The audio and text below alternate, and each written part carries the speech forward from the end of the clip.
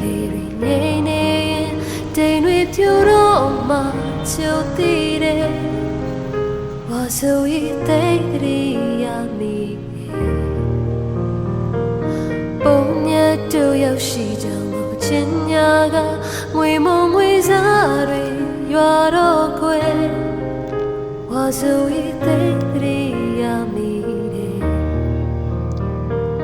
တင်မောကလည်းကြည့်လိုက်ခေပင်မှာယေဆိုလိုမို့ကိုနေကြတယ်ပြန်နေစမို့မိတဲ့ညတွေတို့နှစ်ယောက်စကားပြောခဲ့ကြတယ်